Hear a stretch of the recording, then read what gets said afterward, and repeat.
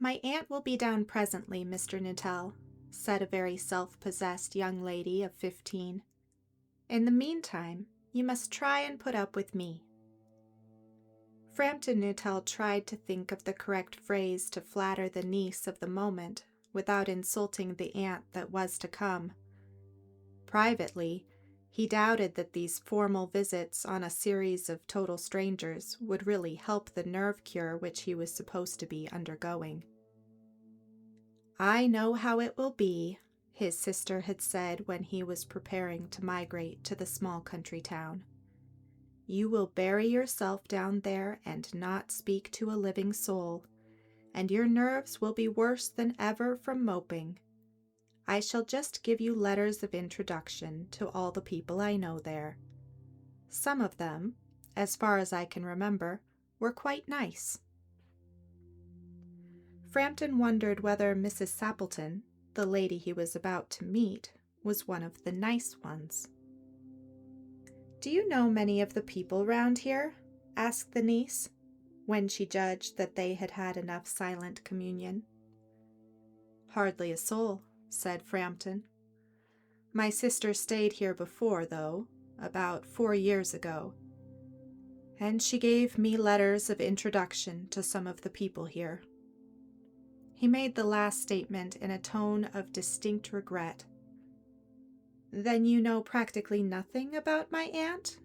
pursued the self-possessed young lady. "Only her name and address," admitted the caller. He was wondering whether Mrs. Sappleton was in the married or widowed state.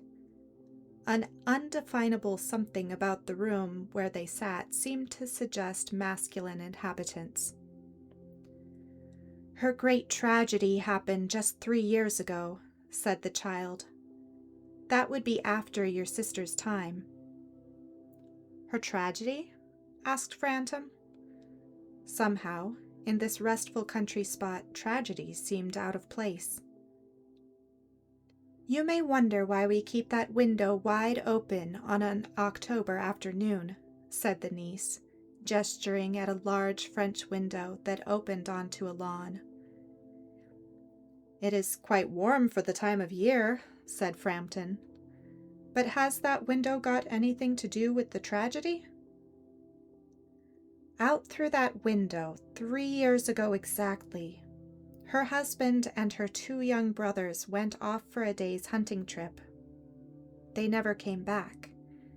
In crossing the marsh to their favorite hunting place, they were all caught in a treacherous piece of bog. It had been a dreadful wet summer, you know, and places that were safe in other years sank suddenly without warning. Their bodies were never recovered. That was the dreadful part of it." Here the child's voice lost its self-control and became falteringly human. "Poor aunt always thinks that they will come back some day. They and the little brown spaniel that was lost with them, and walk in at that window just as they used to do.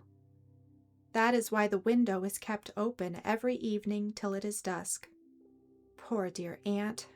She has often told me how they went out, her husband with his white waterproof coat over his arm, and Ronnie, her youngest brother, singing 'Birdie, why do you bound?'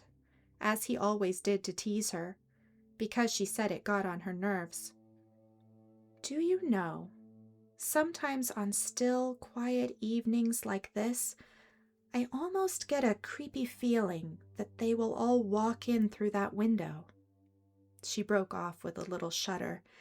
It was a relief to Framton when the aunt bustled into the room with apologies for being late. "I hope Vera has been amusing you," she said. "She has been very interesting," said Framton. "I hope you don't mind the open window," said Mrs. Sappleton briskly. "My husband and brothers will be home any minute from shooting, and they always come in this way. They've been out hunting ducks in the marshes today, so they'll make a fine mess over my poor carpets. Isn't that just like you menfolk?" She chattered on cheerfully about the shooting and the number of birds and what the hunting would be like in the winter. To Framton, it was all purely horrible. He made a desperate but only partially successful effort to turn the conversation to a less ghastly topic. He was conscious that his hostess was giving him only a fragment of her attention, and her eyes were constantly straying past him to the open window and the lawn beyond. It was certainly an unfortunate coincidence that he should have paid his visit on this tragic anniversary. All of my doctors agree that I need a complete rest with no mental excitement, and to avoid all stressful physical exercise, announced Framton, who shared the widespread delusion that total strangers are hungry for the smallest details of one's ailments, their causes and cures. As for my diet, they are not so much in agreement, he continued. No? Said Mrs. Sappleton, in a voice which only avoided a yawn at the last moment. Then she suddenly brightened into alert attention, but not to what Framton was saying. Here they are at last, she cried, just in time for tea. And don't they look as if they were muddy up to the eyes? Framton shivered slightly and turned toward the niece with a look intended to show his sympathy.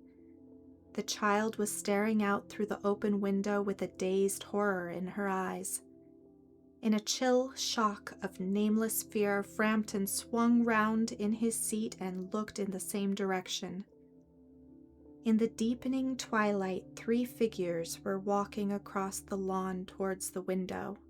They all carried guns under their arms, and one of them had a white coat hung over his shoulders.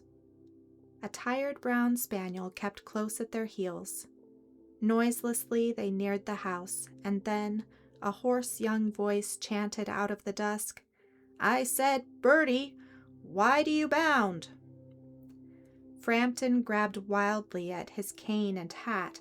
The door, the driveway, and the front gate passed before his eyes in rapid confusion. A cyclist coming along the road had to run into the hedge to avoid collision. "Here we are, my dear," said the spirit with the white raincoat coming in through the window. "Fairly muddy, but most of it's dry. Who was that who sprinted out as we came up?" "A most extraordinary man, a Mr. Nuttel," said Mrs. Sappleton. "Could only talk about his illnesses, and dashed off without a word of goodbye or apology when you arrived. It's as if he had seen a ghost." "It was probably the spaniel," said the niece calmly. "He told me he had a phobia of dogs.